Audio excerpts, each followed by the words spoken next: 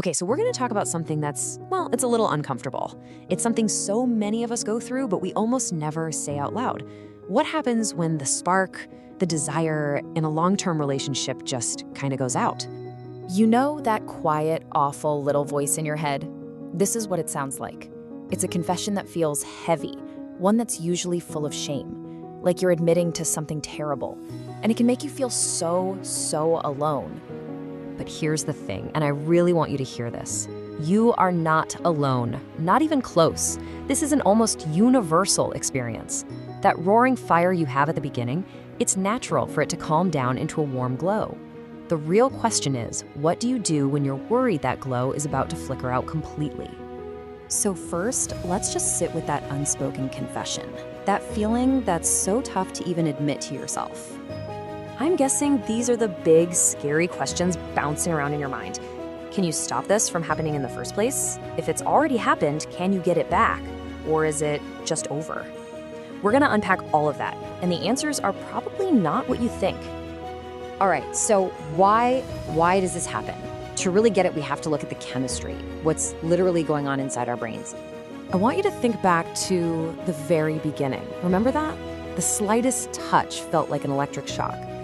That whole honeymoon phase is basically a chemical party in your brain. It's fueled by a massive surge of dopamine, this intense anticipation. Your brain is just firing on all cylinders, totally hooked on the thrill of this new person. And that intensity, it is no joke. That constant feeling of wanting them, of craving them, is so powerful that some studies have actually compared it to the cravings of a drug addiction. That's the incredible power that mystery and novelty have over us. But of course, that phase doesn't last forever. It can't. Eventually, you make a kind of trade. You swap those wild dopamine spikes and the high energy for comfort, for predictability. You start to know everything about them. Their stories, their habits, the way they sound when they're tired. The novelty, by definition, is gone. And that's exactly where the trouble can start. Because predictability, as nice and cozy as it feels, can very easily slide into boredom. That person who used to be this exciting mystery now feels like a movie you've seen 100 times. To put it bluntly, it's a kind of biological tolerance. Your brain literally gets used to the stimulus, your partner. The same things that used to give you a rush just don't have the same chemical impact anymore. The element of surprise is gone, and so is the hit. Now, this all sounds pretty bleak, I know. But listen, getting to this stability stage is not a failure. In fact, it's absolutely crucial. This is the moment when the chemical high wears off, and you finally get to see the real person standing in front of you. This is where true love can actually begin to be built, or it's where things can really start to go wrong. And that brings us to what you could call the stability trap. It's this point where couples, often without even realizing what they're doing, start to slowly poison the passion in their relationship. It pretty much happens in 3 steps. First, you stop being lovers and you become colleagues, running the business of your life together. Then, the effort you used to put in just stops. And finally, a really quiet, dangerous resentment starts to grow. Let's be real about what this feels like. Your partner becomes the person associated with chores, with taxes, with the broken dishwasher. You stop really listening to their stories because, hey, you think you already know what they're gonna say. You don't try to impress them anymore. These aren't big, dramatic betrayals. They're tiny, everyday dismissals that build a wall between you, brick by brick. And here's the absolute bottom line.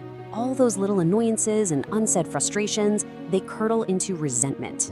And it is incredibly difficult to feel desire for someone you resent. Passion simply cannot survive in that environment. It just suffocates. Okay, so that was the bad news, but it's not the end of the story, I promise. Which brings us to the solution, something we're calling the paradox of passion. So let's go back to that huge question we started with. Is it possible?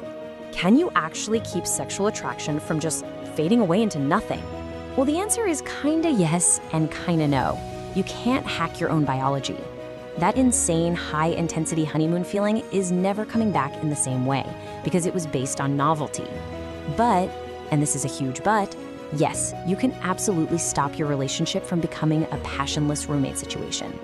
The key lies in understanding this paradox. To have intimacy, you need closeness. But to have desire, you need a little bit of distance.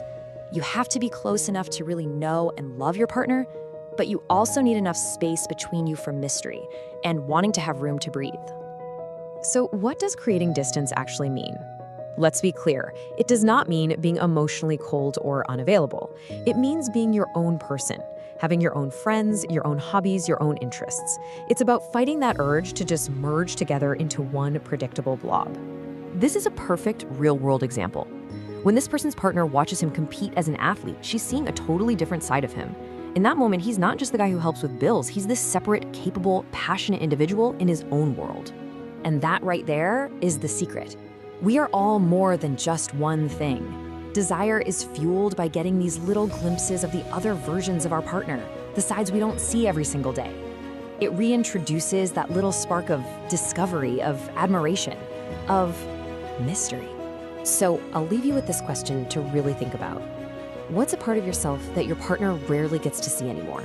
And how can you create just enough space in your relationship for that other side of you and that desire to come out and play again?